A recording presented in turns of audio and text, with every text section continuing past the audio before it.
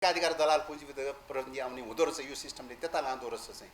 त्यस कारणले गर्दाखेरि चाहिँ यसले प्रकारान्त रूपले जनप्रतिनिधि रियल जनप्रतिनिधि आउने प्रक्रियाबाट जाने भन्दा पनि चाहिँ बढीभन्दा बढी पैसाको बलमा चल्ने प्रकारका चाहिँ आर्थिक सङ्घ केन्द्रहरू चल्ने प्रकारका निकायहरूको एजेन्सीहरू जहाँ छ त्यो एजेन्सीहरूमा बढी केन्द्रित हुँदो त्यो क्रिएट हुने राष्ट्रियतामाथि सङ्कट कम हुने अवस्थामा पुगेको बेलामा हामी संविधानको मुद्दाबारे छलफल गरौँला, डेमोक्रेसीलाई कहाँ कहाँ समृद्धिकरण गर्ने त्यो बेलामा छलफल गरौँला, बहस गरौँला।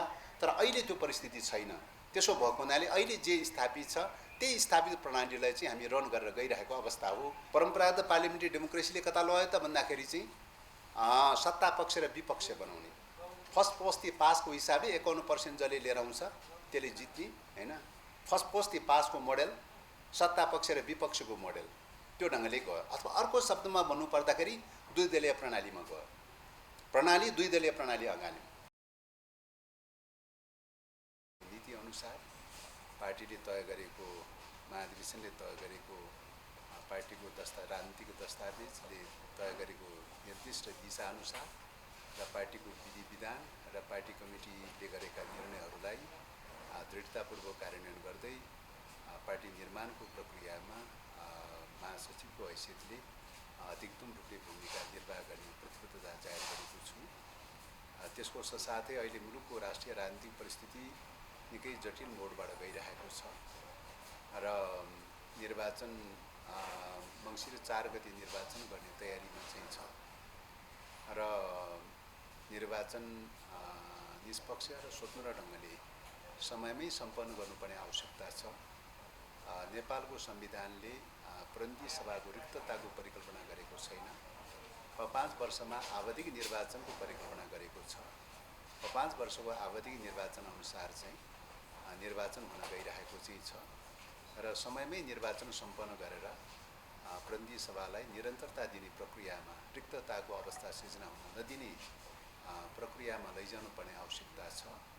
किन त भन्दाखेरि यतिखेर मुलुकको चाहिँ अगाडि जुन प्रकारका सङ्कटहरू चाहिँ छन्, अस्थिरता, अराजकता र मुलुकको राष्ट्रिय अस्मितामाथि जुन प्रकारका समस्याहरू, सङ्कटहरू, चुनौतीहरू आइपरेका चाहिँ छन् र त्यसलाई सामना गर्नका लागि आन्तरिक रूपमा स्थिरता र स्थायित्वको जरुरी छ र प्राप्त व्यवस्था संविधानको जो प्रणाली हो त्यो प्रणालीलाई यतिखेरको अवस्थामा स्थिरता साथ निरन्तरताका साथ क्रियान्वयनको खाँचो छ। राज्यका अङ्गहरूलाई, सबै अङ्गहरूलाई, कार्यपालिका, न्यायपालिका, व्यवस्थापिका लगायतका सबै अङ्गहरूलाई नियमित रूपमा निरन्तरतामा सञ्चालन गर्न आवश्यक छ। त्यसो गर्न सक्यो भने मात्रै यतिखेर आन्तरिक रूपमा सापेक्षिक स्थिरता र स्थायित्व कायम रहन्छ। आन्तरिक रूपमा स्थिरता र स्थायित्व कायम राख्न सक्यो भने मात्रै मुलुकको चाहिँ राष्ट्रिय स्वाधीनतालाई रक्षा गर्न बल मिल्नेछ। त्यसैले पहिलो कुरा त हामीले यतिखेरको सङ्कटबाट मोचनको लागि फर्स्ट अफ अल के गर्न जरुरी छ त भन्दाखेरि स्थिरता र स्थायित्वको खाँचो छ। दोस्रो कुरा चाहिँ त्यसको लागि राजनीतिक दलहरूको बिचमा पनि सहमति र सहकार्यको खाँचो छ र निर्वाचन हुँदा पनि स्वच्छ र निष्पक्ष ढङ्गले स्वतन्त्र प्रकारको मैत्रीपूर्ण प्रतिस्पर्धा गरेर राजनीतिक दलहरूको बिचमा चाहिँ निर्वाचन प्रणालीले प्रतिस्पर्धाको माग गरेको भए तापनि मैत्रीपूर्ण प्रतिस्पर्धा गरेर मुलुकमा स्वच्छ र निष्पक्ष र स्वतन्त्र ढङ्गले निर्वाचन सम्पन्न गर्ने र सारत चाहिँ यो सिस्टम रन गर्ने कुरामा सहमतिको बाटो खोजेर, समझदारीको बाटो खोजेर, सबै राजनीतिक दलहरूको बिचमा सहमति र समझदारीको बाटो खोजेर अगाडि बढ्नुपर्ने आवश्यकता छ। त्यसो गरेर मात्रै मुलुकलाई बचाउन सकिन्छ।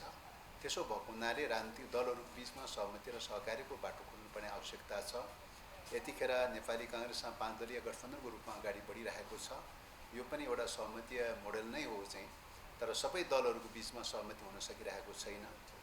यो स्थितिमा अब सबै दलहरूको बिचमा सहमति जुटाउनका लागि, सहकार्य अगाडि बढाउनका लागि बढी दायित्व र जिम्मेवारी माओवादीको काँधमा अवश्य पनि छ। किन यो परिवर्तन, यो मुलुकमा जुन सङ्घीय लोकतान्त्रिक गणतन्त्रात्मक संविधान चाहिँ मुलुकले जो प्राप्त गरेको छ त्यसको पछाडि यसका कैयौँ सीमा कमी कमजोरीका बावजुद पनि यो चाहिँ जो परिवर्तन भएको छ यसको पछाडि मूलतः चाहिँ 10 वर्षको जनयुद्ध, संयुक्त जनआन्दोलन र बृहत शान्ति सम्झौता अन्तर्निहित छ।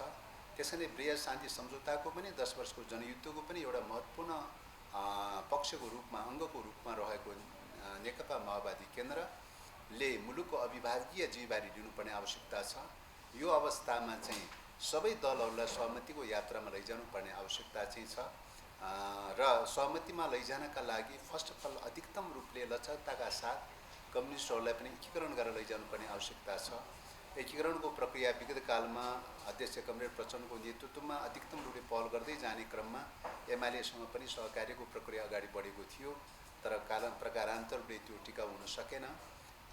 त्यसबाट शिक्षाहरू लिएर फेरि पनि चाहिँ त्यो दिशातर्फ अगाडि बढ्ने क्रममा अहिले चाहिँ पछिल्लो समयमा एउटा वाम मोर्चाको रूपमा डेभलप गर्न सकिन्छ कि भनेर चाहिँ माधवजीको नेतृत्वमा रहेको एकीकृत समाजवादी, बाबुरामजी, वामदेवजी लगायतका सबै बीचमा कम्युनिस्ट लिडरहरूको बीचमा एउटा प्रकारको चाहिँ एउटा सहकार्य गर्दै अगाडि बढ्ने प्रक्रिया चलिरहेको छ।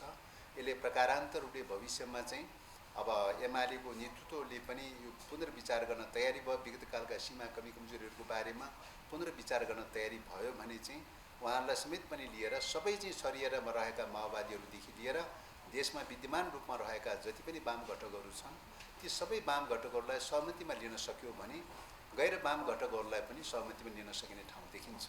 त्यसकारणले यतिखेर गैर वाम घटकहरू बरु लचकतामा सोच्न तयारी छ। वाम घटकहरूमा एउटा सङ्कीर्णता, एउटा चाहिँ तपाईँको एक्लै अर्कोलाई निषेध गर्ने प्रकारका चिन्तन र सोचहरूले गर्दाखेरि पनि वाम घटकहरूको बिचमा एकीकरण हुन सकिरहेको छैन र यसरी सबै वाम घटकहरूलाई एकीकरण गर्नुको साथै गैर वाम घटकहरूलाई पनि चाहिँ तपाईँको सहमतिमा ल्याउन सक्यो भने मात्रै मुलुकको अस्मितालाई रक्षा गर्न सकिन्छ। मुलुकको अस्मितालाई रक्षा गर्न सक्यो भने मुलुकमा समाजवादी क्रान्तिको पूर्वाधार तयार गर्ने कुरादेखि लिएर समृद्धिको यात्रा, समृद्धिको विकास गर्ने कुरा लगायतका विषयहरूको सन्दर्भमा अगाडि बढ्न सकिन्छ। साँच्चैकै चाहिँ नेपाललाई नयाँ नेपालको रूपमा रूपान्तरण गर्न सकिन्छ। अन्यथा यो कोर्स पुरा गर्नका लागि त्यसका अगाडि रहेका जो च्यालेन्जहरू छन्, यो चुनौतीहरू छन्, यो चुनौतीहरूले हामी कसरी समाधान गर्न सक्छौँ भन्ने कुरामै अन्तर्निहित छ। त्यसकारणले यतिखेर सबै दलहरूको बिचमा सहमति सहकार्यका साथ कसरी अगाडि बढाउन सकिन्छ भन्ने प्रयासमा रहेको कुरा म जानकारी गराउन चाहन्छु। र एवं प्रकारले चाहिँ अब निर्वाचनको सन्दर्भमा अब सिट बाँडफाँडको कुरा पनि उठाउनु भयो ऋषिजीले चाहिँ। अब यो विषयमा अहिले 4-5 दलको बिचमा गृह कार्य चलिरहेको चाहिँ छ। 2-3 राउन्ड चाहिँ कार्यदलको मिटिङ बसेको हो। एकपटक चाहिँ शीर्ष नेताहरू समेत पनि भएर मिटिङ बसेको हो र मिटिङको बिचबाट अत्यन्तै यो संवेदनशील पक्ष पनि भएको हुनाले यो विषयमा अब कार्यदलको संयोजक चाहिँ हामीले नेपाली काङ्ग्रेसको कृष्णप्रसाद सिटौलालाई चाहिँ बनाइएको छ। उहाँले चाहिँ पटक के भन्नुभएको छ त भन्दाखेरि चाहिँ शीर्ष नेताहरूसँग अन्तर्कुन्दर गृह कार्य गरेर मात्रै चाहिँ एउटा प्रस्ताव चाहिँ तयार गरेर लिएर आउँछु भनेर भन्नुभएको छ। उहाँले चाहिँ शीर्ष नेताहरूसँग अन्तर्कुन्दर गृह कार्य चलाइरहनु भएको छ। सायद मलाई लाग्छ अब एकाध दिनको अन्तरालमा चाहिँ त्यो गृह कार्य चाहिँ सायद सकिन्छ जस्तो लाग्छ।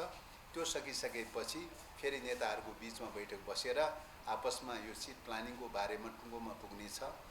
त्यसकारणले गर्दाखेरि ढिलै भए पनि चाहिँ यो सिट प्लानिङलाई व्यवस्थित गरेर टुङ्गोमा पुर्याइसकेपछि निर्वाचनको प्रक्रियामा फिल्डमा चाहिँ स्वतन्त्र ढङ्गले निष्पक्ष ढङ्गले निर्वाचन सम्पन्न गर्नका लागि चाहिँ निर्वाचन क्षेत्रमा लाग्नुपर्ने आवश्यकता छ र निर्वाचनको लागि एउटा वातावरण बनाउँदै स्वच्छ र निष्पक्ष प्रकारको वातावरण सृजना गर्दै त्यो रूपले अगाडि बढ्नुपर्ने आवश्यकता छ। कुनै पनि प्रकारको अराजक स्थिति, द्वन्द्वको परिस्थिति, असहिष्णुता, एक्लै अर्कोलाई निषेध गर्ने खालका प्रवृत्तिहरू नहुन् भन्ने सोचेर चाहिँ सबैको बिचमा स्वच्छ खालको प्रतिस्पर्धा सृजना गर्ने, स्वतन्त्र प्रकारको मैत्रीपूर्ण प्रकारको चाहिँ प्रतिस्पर्धालाई प्रोत्साहित गर्ने यो प्रक्रियाबाट चाहिँ हामी गइरहेका चाहिँ छौँ। त्यसकारणले गर्दाखेरि मलाई लाग्छ यो अहिले चाहिँ देशमा यो 5 वर्षमा आइरहेको जो निर्वाचनको कार्यभार हो, यो निर्वाचनको कार्यभार पनि पुरा गर्नु छ। मुलुकमा स्थिरता र स्थायित्व पनि कायम राख्नु छ।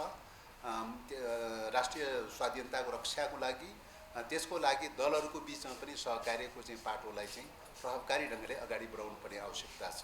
यिनै कुराहरूलाई ध्यानमा राखेर यतिखेर नेकपा माओवादी केन्द्र एउटा मुलुकको सन्दर्भमा निर्वाचनबाट आकार प्रकारमा धेरथोर जे जस्तो भएको भए तापनि विचारको हिसाबले, नीतिको हिसाबले, लाइनको हिसाबले एउटा नेतृत्वदायी विचारको रूपमा अगुवा गरिरहेको अवस्था छ। त्यसको अगुवा नेकपा माओवादी केन्द्र र त्यसको नेतृत्व गरिरहेको अध्यक्ष कमरेडले चाहिँ नेतृत्व गरिरहनु भएको छ। त्यसो भएको हुनाले यो अभिभारालाई एउटा अभिभागीय जिम्मेवारीको रूपमा लिएर चाहिँ यो अभिभारालाई मुलुकको अगाडि आएका चुनौतीहरूको सामना गर्दै मुलुकको स्वाधीनताको रक्षा गर्ने कुरा, डेमोक्रेसीको रक्षा गर्ने कुरा र समृद्धिको यात्राको लागि वातावरण सिर्जना गर्दै सहमति वातावरण सिर्जना गर्दै लैजाने प्रक्रियामा लागिरहेको कुरा पत्रकार साथीहरूसँग निवेदन गर्न चाहन्छु। धन्यवाद।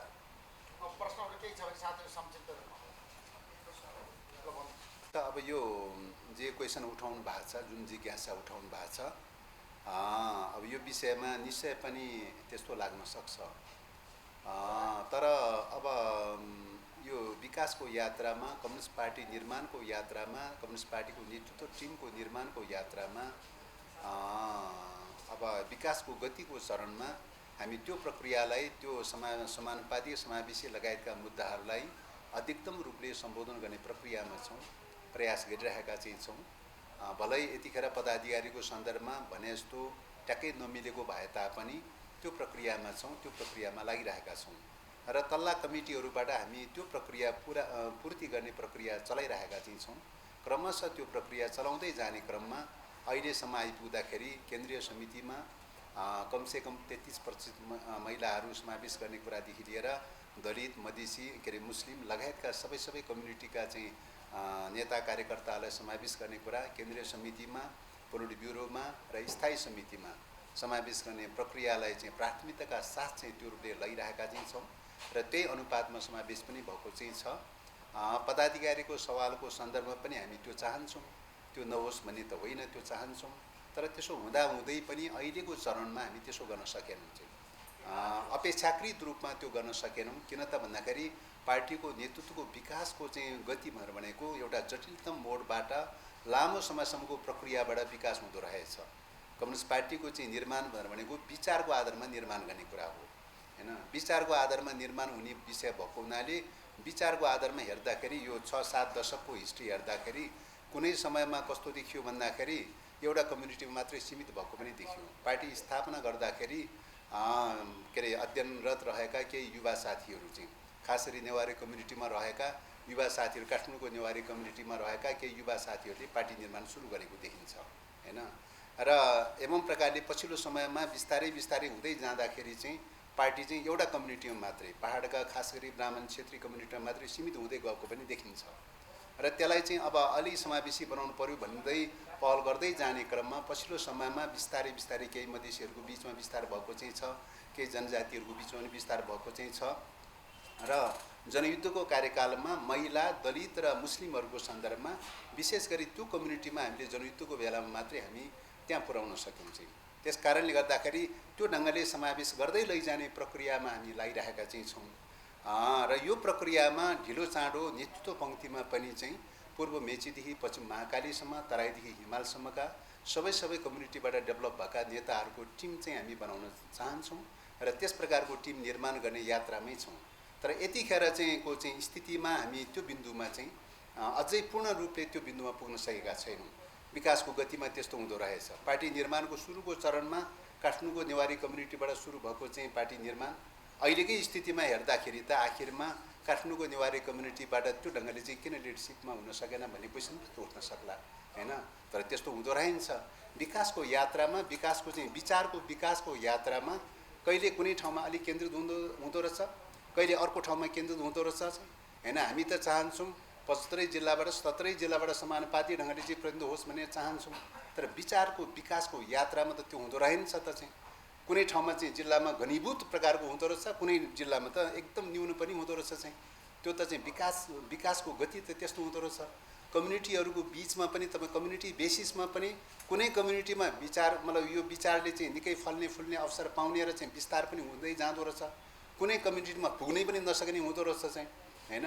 त्यस्तो हुँदो रहेछ। किन यो विचारको कुरा हो। विश्वकै कम्युनिस्ट आन्दोलनको सन्दर्भमा हेर्ने हो भने झन्डै 200 वटा मुलुकहरूको सन्दर्भमा विगतको हिस्ट्री हेर्ने हो भनेदेखि त करिबन 14-15 वटा मुलुकमा मात्रै एक प्रकारले जनवादी वा समाजवादी परिक्रान्ति भएको चाहिँ छ।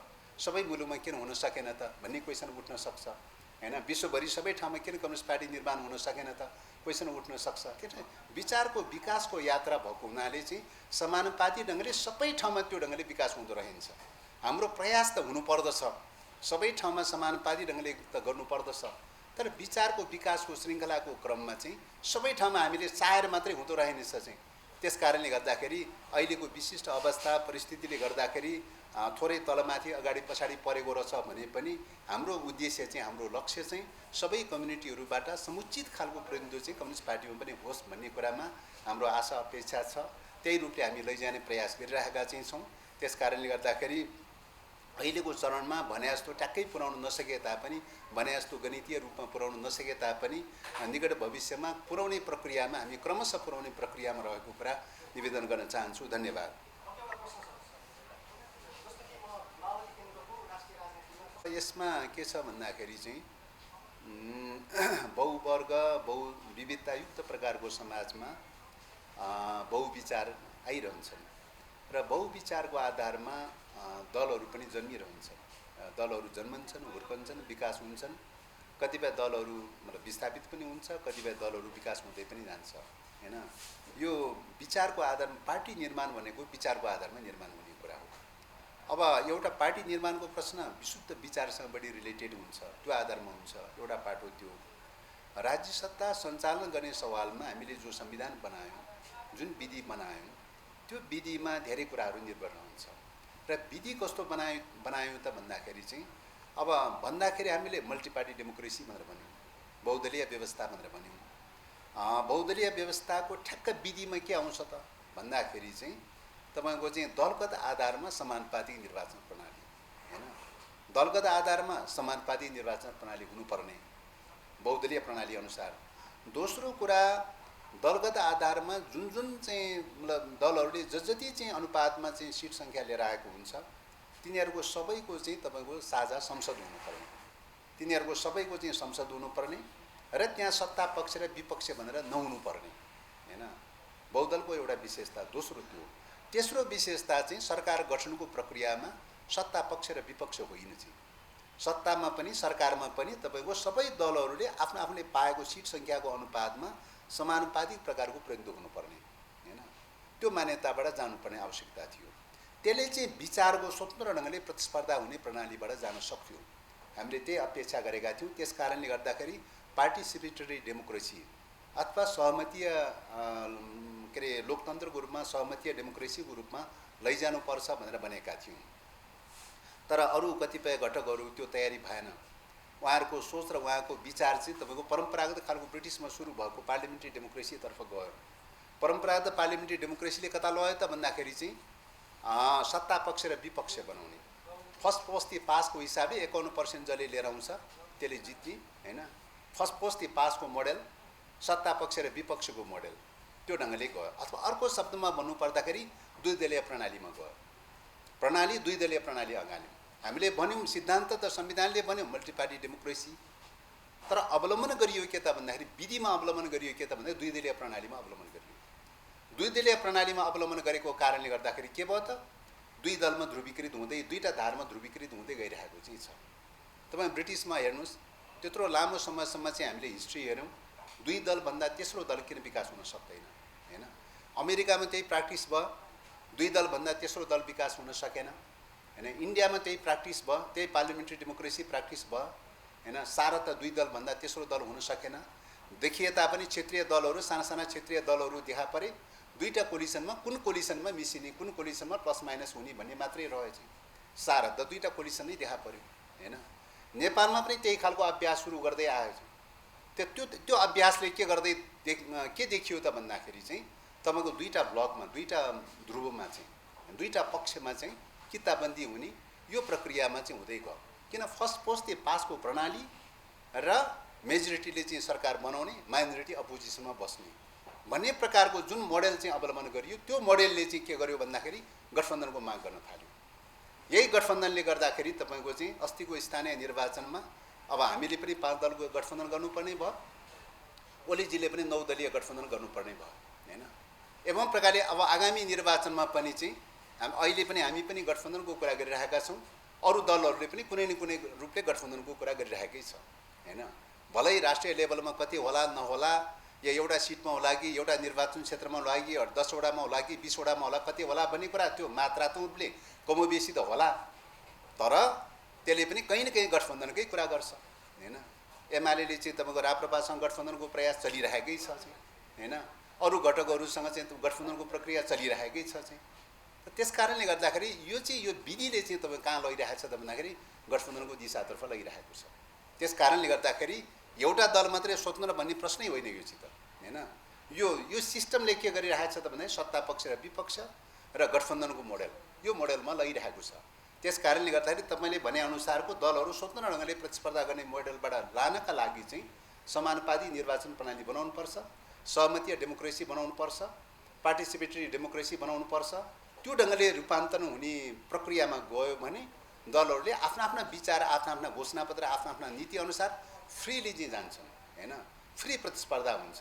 त्यसो भएको हुनाले चाहिँ त्यो रूपले जान्छ र अहिले चाहिँ तपाईँको चाहिँ 60% चाहिँ तपाईँको चाहिँ जुन फर्स्ट पोस्ट पासको मोडेल चाहिँ जो स्थापित गरिदिएको छ त्यो मोडेलले गर्दाखेरि त्यसले अटोमेटिकली रूपले चाहिँ चाहँदा पनि नचाहँदा पनि अटोमेटिकली रूपले चाहिँ तपाईँ के लैजान्छ त भन्दाखेरि चाहिँ मेजोरिटी प्राप्त गर्नका लागि चाहिँ तपाईँको के गर्छन् त हरेक पक्षले चाहिँ गठबन्धन खोज्दै जान्छ चाहिँ यो टाइपको भइरहेको छ। त्यसो भएको हुनाले चाहिँ यो निर्वाचन प्रणालीमा पनि धेरै कुराहरू निर्भर रहने विषय भएको हुनाले यो दल एउटा दल विशेषमा मात्रै निर्भर रहने विषय होइन यो चाहिँ हैन, एउटा दलको सोचमा मात्रै निर्भर रहने विषय होइन, यो समग्र रूपले यो सिस्टममा निर्भर रहने विषय हो। सिस्टम चेन्ज गर्न सकियो भने हामीले त पटक भनिरहेका छौँ यो निर्वाचन प्रणाली फर्स्ट पोस्ट पासको निर्वाचन प्रणाली यो बेठिक छ। यसले चाहिँ तपाईँको चाहिँ स्वच्छ ढङ्गले मल्टी पार्टी डेमोक्रेसी अनुसारको विचार लान पाउँदैन चाहिँ यसले के गर्छ त भन्दाखेरि एक प्रकारले चाहिँ तपाईँको चाहिँ गठबन्धनको साथै चाहिँ तपाईँको बढीभन्दा बढी चाहिँ तपाईँको चाहिँ आर्थिक चलखेलहरू प्रवृत्तिहरू बढ्दै जाने चाहिँ जनस्तरबाट आउने चाहिँ जनप्रतिनिधिहरू भन्दा पनि चाहिँ व्यापारीहरू ठेक्कापट्टामा लागिरहेकाहरू ठेकदारहरू 2 नम्बरीवालाहरू अथवा चाहिँ त्यस्ता व्यापारीहरू आर्थिक कारोबार व्यवसायमा लागिरहेका मान्छेहरूले मात्रै चुनाव उठ्न सक्ने, उसले मात्रै खर्च गर्न सक्ने, अरू सर्वसाधारण मान्छेहरूले चाहिँ खर्च गर्न नसक्ने हुँदाखेरि त त्यसको प्रतिनिधिहरू पनि को आउने भयो त भन्दाखेरि चाहिँ डाइरेक्ट चाहिँ तपाईँको एकाधिकार दलाल पुँजीवर्ग प्रतिनिधि आउने भयो, एकाधिकार दलाल पुँजीवर्ग प्रतिनिधि आउने हुँदो रहेछ यो सिस्टमले त्यता लाँदो रहेछ चाहिँ। त्यस कारणले गर्दाखेरि चाहिँ यसले प्रकारान्तर रूपले जनप्रतिनिधि रियल जनप्रतिनिधि आउने प्रक्रियाबाट जाने भन्दा पनि चाहिँ बढीभन्दा बढी पैसाको बलमा चल्ने प्रकारका चाहिँ आर्थिक सङ्घकेन्द्रहरू चल्ने प्रकारका निकायहरूको एजेन्सीहरू जहाँ छ त्यो एजेन्सीहरूमा बढी केन्द्रित हुँदो रहेछ। त्यसो भएको हुनाले यो निर्वाचन प्रणालीलाई समयक्रममा सुधार गरौँ भनेर चाहिँ आग्रह गरिरहेका चाहिँ छौँ। जतिखेर दलहरू बिचमा सहमति हुन्छ त्यो बेलामा सुधार होला, सहमति नहुँदासम्म त जे जस्तो निर्वाचन प्रणाली भए पनि जे जस्तो सिस्टम भए पनि अहिले स्थिरता र स्थायित्वको खाँचो छ। त्यस कारणले गर्दाखेरि त्यही चाहिँ प्रणालीलाई निरन्तरतामा लैजाने, नर्मल कोर्समा क्रियान्वयनको प्रक्रियामा लैजाने र मुलुकमा स्थिरता र स्थायित्व कायम राख्ने प्रक्रियामा भएको हुनाले संविधानमा रहेका सीमा र कमी कमजोरी र त्रुटिहरू रहेछन् भने पनि अहिलेको स्थितिमा हामी साइलेन्टली बसेर चाहिँ यसलाई चाहिँ क्रियान्वयनको प्रक्रियामा लैजाउँ। समयक्रममा एउटा स्थिरता र स्थायित्व क्रिएट हुने, राष्ट्रियतामाथि सङ्कट कम हुने अवस्थामा पुगेको बेलामा हामी संविधानको मुद्दाबारे छलफल गरौँला, डेमोक्रेसीलाई कहाँ कहाँ समृद्धिकरण गर्ने त्यो बेलामा छलफल गरौँला, बहस गरौँला। तर अहिले त्यो परिस्थिति छैन। त्यसो भएको हुनाले अहिले जे स्थापित छ त्यही स्थापित प्रणालीलाई चाहिँ हामी रन गरेर गइरहेको अवस्था हो भन्ने कुरा अनुरोध गर्न चाहन्छु। धन्यवाद।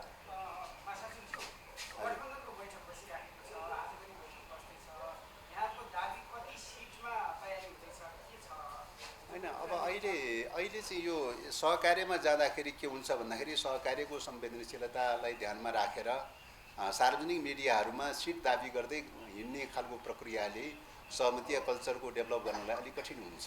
त्यसो भएको हुनाले चाहिँ म के आग्रह गर्न चाहन्छु त भन्दाखेरि दलहरूको बिचमा अहिलेको चाहिँ एक्ज्याक्ट स्थिति जे छ हैन, अब दलहरूको पोजिसन जे जस्तो छ 74 सालको निर्वाचनमा जे जस्तो पोजिसन देखा पर्यो, प्रतिनिधि सभाको निर्वाचन होस् या चाहिँ प्रदेशको निर्वाचन होस्, स्थानीय तहको निर्वाचनमा जे जस्ता पोजिसनहरू देखा परेका छन्, डिफ्याक्टोमा दलहरूको पोजिसन जे जस्तो छ त्यही पोजिसनको रेसियोमा चाहिँ मोटामोटी त्यसैको रेसियोमा ठ्याक्कै म्याथमेटिकली रूपले एकुरेटसित भन्न नमिल्ला। सामाजिक विज्ञानमा चाहिँ तपाईँको गणितीय रेखा जस्तो त हुँदैन, तर सरदरमा चाहिँ तपाईँको जे अहिलेको डिफ्याक्टो अवस्था छ, यथार्थताको अवस्था जस्तो छ त्यही रेसियोमा चाहिँ तपाईँको चाहिँ सिटहरू विन्यास गरेर विभाजन गरेर जानुपर्छ भन्ने प्रकारको कुराहरू उठिरहेको छ। सङ्ख्याको बारेमा दलका नेताहरूले निर्णय गरेपछि नै जानकारी पाउने कुराको विनम्र अनुरोध गर्न चाहन्छु। धन्यवाद।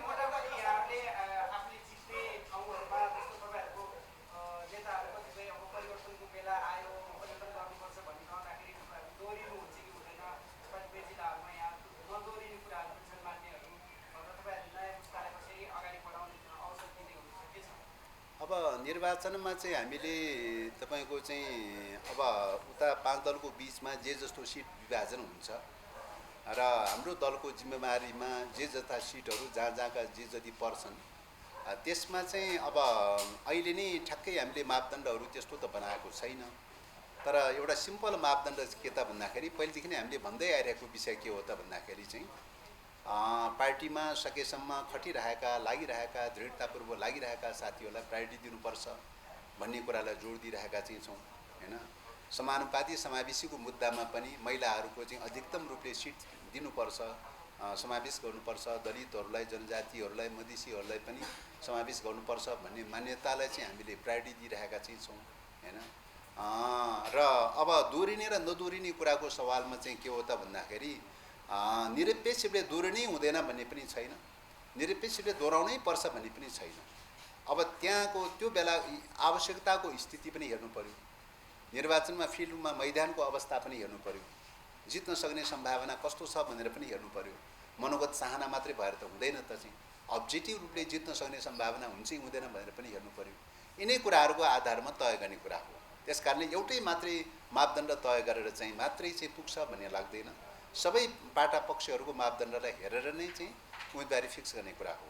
र एवं प्रकारले हामीले उम्मेदवारी फिक्स गर्ने क्रममा विगत कालदेखि नै हामीले प्र्याक्टिस गर्दै आइरहेको के हो त भन्दाखेरि चाहिँ जिल्ला पार्टीले चाहिँ उम्मेदवारको बारेमा तपाईको सुझाव दिन्छ, परामर्श दिन्छ, प्रदेश पार्टीलाई चाहिँ परामर्श दिन्छ, प्रदेश पार्टीले निर्णय गर्छ हैन। एउटा ढङ्गले निर्णय गर्छ, एकजनामा निश्चित गर्न सक्यो एकजना निर्णय गर्छ हैन, एकजनामा निर्णय हुन सकेन बढीमा 3 जनासम्म चाहिँ सिफारिस गर्छ, 1 2 3 गरेर 3 जनासम्म सिफारिस गर्छ।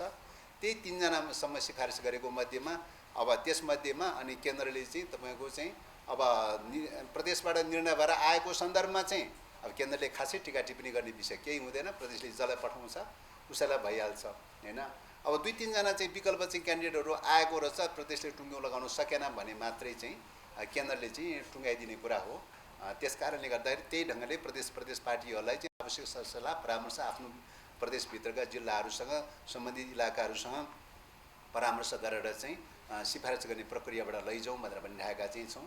त्यसैले तलैदेखि चाहिँ अलिकति सिफारिस गर्ने मोडलबाट चाहिँ हामी लैरहेका छौँ। त्यसो हुँदाखेरि बढीभन्दा बढी उम्मेदवारी चयन गर्ने कुरामै पनि अलिक डेमोक्रेटिक प्रकारको होस् भन्ने कुरालाई ध्यानमा राखेर चाहिँ सुझावहरू सिफारिसहरू लिएरै चाहिँ निर्णय गर्ने अभ्यासलाई चाहिँ हामीले अवलम्बन गरिरहेका छौँ। धन्यवाद।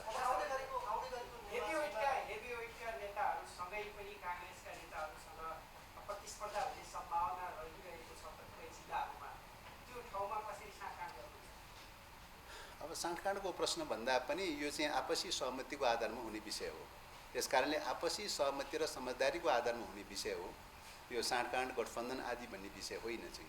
त्यसो भएको हुनाले अब मलाई लाग्छ त्यस्तो त्यति धेरै समस्याहरू पर्छ भन्ने त लाग्दैन। तैपनि अपवादको रूपमा एकाध सिटहरूमा त्यस्तो परेको रहेछ भने पनि नेताहरूले त्यसलाई सहज ढङ्गले चाहिँ व्यवस्थापन गर्न सक्नुहुन्छ। त्यसमा म कुनै जटिलता देख्दिनँ। त्योभन्दा कयौँ जटिल समस्याहरूबारे त नेताहरूले हल गर्नु भएको छ भनेपछि सामान्य सिटको विन्यास गर्ने कुराको बारेमा सजिलै ढङ्गले हल गर्नुहुन्छ भन्ने लाग्छ। म चाहिँ ढुक्क छु। धन्यवाद।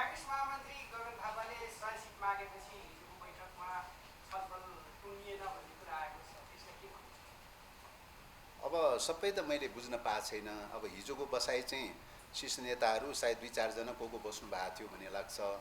अब हामीहरू चाहिँ उपस्थित थिएन, त्यसकारणले सबै त मलाई जानकारी छैन।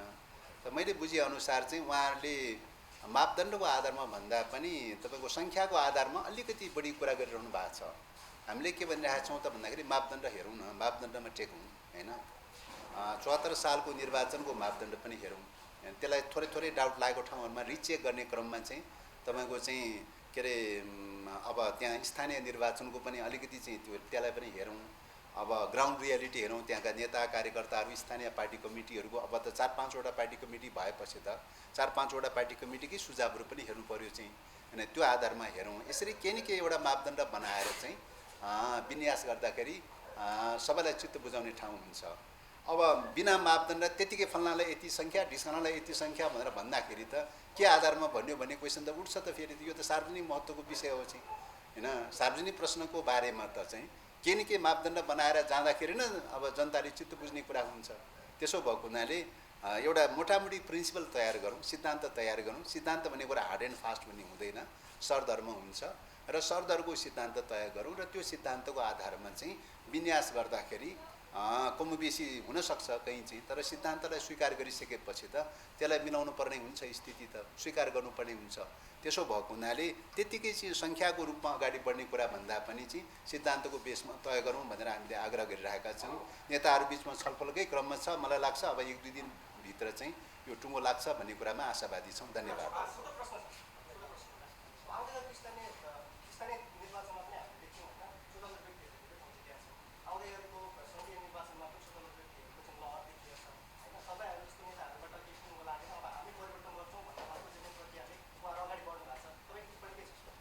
अब स्वतन्त्र रूपले अब यो मल्टी पार्टी डेमोक्रेसी भन्ने बित्तिकै बहुविचार हुन्छ।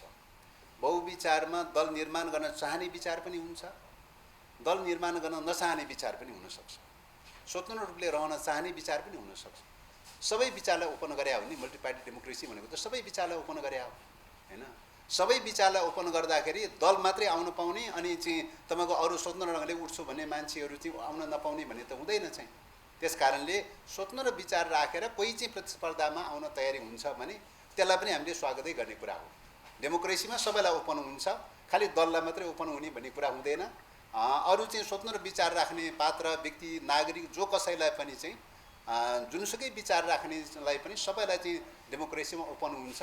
त्यसैले ओपनली प्रतिस्पर्धा गर्ने क्रममा अब स्थानीय पनि आएको छ, अब प्रदेश सभामा या प्रतिनिधि सभामा सबै तहहरूमा चाहिँ आउनै सक्दैन भनेर भन्न सकिँदैन, आउन सक्छ। यो मैत्रीपूर्ण ढङ्गले फ्रीली प्रतिस्पर्धा गर्ने कुरा हो। त्यसको लागि डेमोक्रेसीले यो मार्ग प्रशस्त गरिदिएको छ, त्यही अनुसार हामी लाग्नुपर्छ भन्ने लाग्छ। धन्यवाद।